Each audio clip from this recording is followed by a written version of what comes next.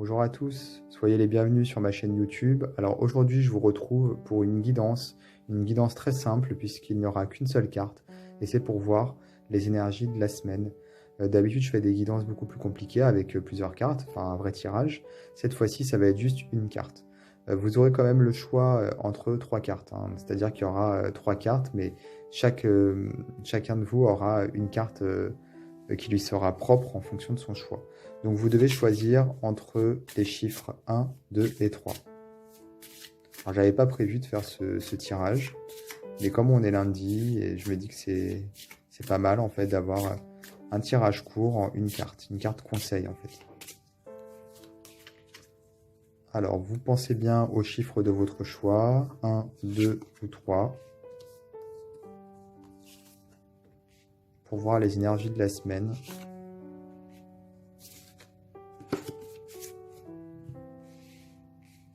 Alors la carte numéro 1, c'est le nettoyage. Mes pensées, quand elles sont trop lourdes, affectent mon corps et empoisonnent mon esprit. Ainsi, je dois veiller à régulièrement me nettoyer de toute pollution intérieure et psychique.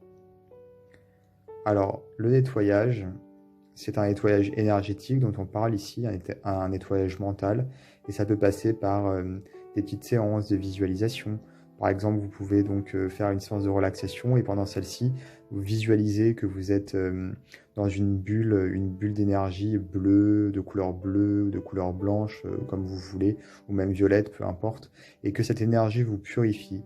Vous pouvez aussi faire des exercices d'ancrage. Donc l'ancrage, c'est quand on s'ancre à la terre, donc les énergies négatives vont vers la terre, c'est un petit peu comme un circuit électrique.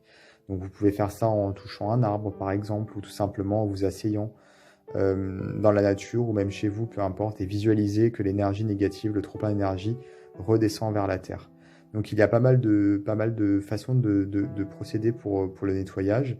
Vous pouvez également tout simplement prendre un bain énergétique avec des huiles, avec des bougies, de l'encens, et pendant que vous êtes en train de vous relaxer, vous sentez finalement nettoyé du trop-plein de pensées négatives ou des blessures que vous avez ressenties dernièrement. Voilà. En tout cas, pour vous, cette semaine, c'est nettoyage. C'est vraiment de ça qu'il s'agit. Vous pouvez aussi nettoyer votre intérieur, c'est-à-dire votre domicile, là où vous habitez, votre foyer. Enfin, vous pouvez nettoyer votre appartement, votre maison. Ça peut aussi servir, hein, quelquefois, quand on fait un travail sur le physique, ça aide le mental. Donc, c'est une piste aussi que vous pouvez suivre. Donc voilà pour les personnes qui ont choisi la carte numéro 1. Pour la carte numéro 2, le message de la semaine, c'est la paix. Lorsque je lutte contre ce qui vient pour préserver ma sérénité, je mets justement fin à cette paix, tant recherchée. Car la paix véritable ne peut s'installer que lorsque j'accepte ce qui est. Effectivement, des fois, ça ne sert à rien de lutter, il vaut mieux accepter les événements et adapter son comportement en fonction de ça. Il vaut mieux faire un travail d'adaptation plutôt qu'un travail de déni ou alors de refus. La plus grande force, elle est en ça. Vous savez, c'est comme la carte du tarot, la force, où on a justement une femme qui ouvre la gueule du lion ou qui met sa main dans sa gueule, peu importe, ça dépend des jeux. Ça nous montre bien que c'est la maîtrise en fait, la maîtrise de la force. C'est justement réussir à adapter son comportement, à pouvoir faire avec en fait, plutôt que de mettre le lion en cage ou plutôt que de partir loin du lion. Il faut faire avec et adapter son comportement. Donc ça va être pareil pour vous, il va falloir, si vous voulez avoir la paix, euh, euh, accepter en fait, être dans le lâcher prise. C'est ça en fait, hein. En gros, laisser les choses être ce qu'elles sont et accepter. Pour la carte numéro 3, nous avons la culpabilité. Je dois accepter mes choix passés, même si je les juge mauvais, car ils restent les meilleurs choix que je pouvais faire à ces moments de mon histoire. De toute culpabilité, je me libère. Oui, c'est toujours très facile de se dire « Oh, j'aurais dû », une fois que c'est fait. En attendant, si au moment où on a pris cette décision, où on a fait ce choix-là, on l'a fait, c'est que ça nous semblait être le mieux, effectivement, à moins d'être maso. Mais en l'occurrence, je ne pense pas. Et c'est vrai qu'après, quand on voit le cours des événements, on se rend compte que c'était pas forcément le meilleur choix, qu'on aurait pu faire un autre choix qui, après coup, s'avère peut-être être plus judicieux.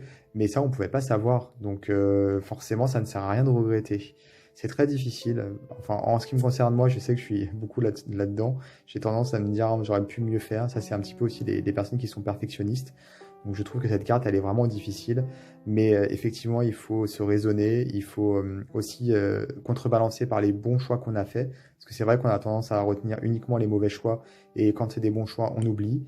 Donc ce serait pas mal en fait de repenser justement aux bons choix que vous avez pu faire ces dernières années.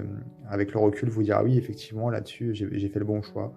De toute façon, même si vous avez fait des mauvais choix, les mauvais choix que vous avez faits, ce sont des expériences que vous vivez et ça aussi construit, enfin, ça construit ce que vous êtes devenu aujourd'hui.